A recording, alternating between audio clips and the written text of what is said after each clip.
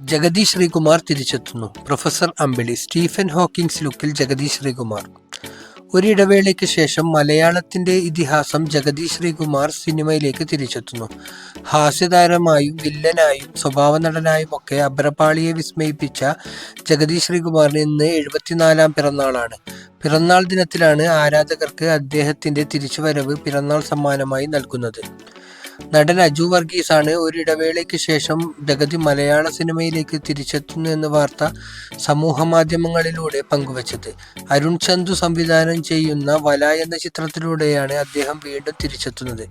K മധു സംവിധാനം ചെയ്ത CBI 5-ാം ഭാഗത്തിൽ ജഗതി അഭിനയിച്ചിരുന്നു. വിഖ്യാതനായ ബ്രിട്ടീഷ് ഭൗതിക ശാസ്ത്രജ്ഞനും പ്രപഞ്ചശാസ്ത്രജ്ഞനുമായ സ്റ്റീഫൻ ഹോക്കിങ്സിനെ അനുസ്മരിപ്പിക്കുന്ന വിധത്തിൽ ചക്രക്കസേരയിലിരിക്കുന്ന ജഗതിയെ പോസ്റ്ററിൽ കാണാം.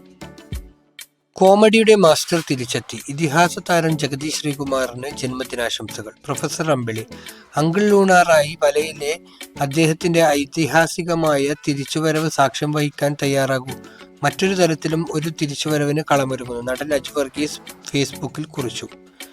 15 വർഷം മുമ്പുണ്ടായ ഒരു അപകടം സിനിമയിൽ നിന്നും ജഗതി ശ്രീകുമാർ എന്ന നടന് താൽക്കാലിക വിശ്രമം നൽകിയെങ്കിലും മലയാളികൾ കാത്തിരിപ്പിലായിരുന്നു. ആർക്കും അവിസ്മരണീയമാക്കാനാവാത്ത കുറേയേറെ കഥാപാത്രങ്ങളിലൂടെ അമ്പിളിച്ചേട്ടന്റെ തിരിച്ചുവരവിനായി. 2012 മാർച്ച് 10 പുലർച്ചെ തേഞ്ഞിപ്പാലത്തിനടുത്ത് വെച്ചുണ്ടായ അപകടത്തിൽ ജഗതിക്ക് ഗുരുതരമായി പരിക്കേറ്റിരുന്നു. ലെനിൻ രാജേന്ദ്രൻ സംവിധാനം ചെയ്യുന്ന ഇടവപ്പാതി എന്ന സിനിമയുടെ ലൊക്കേഷനിലേക്ക് പോകും വഴി അദ്ദേഹം സഞ്ചരിച്ച കാർ ദേശീയപാത പാണാമ്പ്ര വളവിലെ ഡിവൈഡറിലിടിച്ചു കയറുകയായിരുന്നു.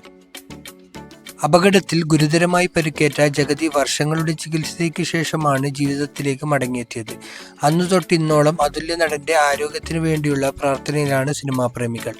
1951 ജനുവരി 5 നാടകാചാര്യൻ ജഗതി NK ആചാര്യയുടെയും പൊന്നമ്മാളിന്റെയും മൂത്ത മകനായി തിരുവനന്തപുരത്ത് ജനിച്ചു. സ്കൂൾ പഠനകാലത്ത് തന്നെ നാടകത്തിൽ അഭിനയിച്ചു തുടങ്ങി. തിരുവനന്തപുരം മാർ ഇവാനിയോസ് കോളേജിൽ നിന്നും ബോട്ടണിയിൽ ബിരുദമെടുത്തു.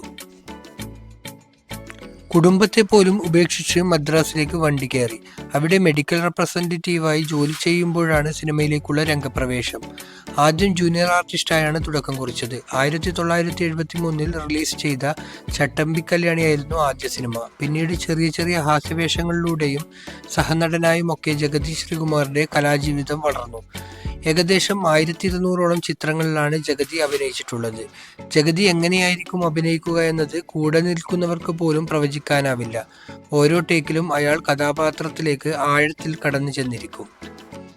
1991 2002 മികച്ച രണ്ടാമത്തെ നടനുള്ള സംസ്ഥാന സർക്കാർ പുരസ്കാരങ്ങൾ, 2011 മികച്ച ഹാസ്യതാരത്തിനുള്ള പുരസ്കാരം തുടങ്ങി ഹാസ്യത്തിനും സ്വഭാവ കഥാപാത്രങ്ങൾക്കും ജഗതി ശ്രീകുമാറിന് നിരവധി ബഹുമതികൾ ലഭിച്ചിട്ടുണ്ട്. താനൊരു മികച്ച നടനാണെന്ന ബോധ്യം താരത്തിനുണ്ടെങ്കിലും അതിന് അർഹിക്കുന്ന പുരസ്കാരം ബന്ധപ്പെട്ടവരിൽ നിന്നുണ്ടായിട്ടില്ലെന്ന് ജഗതി തന്നെ വ്യക്തമാക്കിയിട്ടുണ്ട്.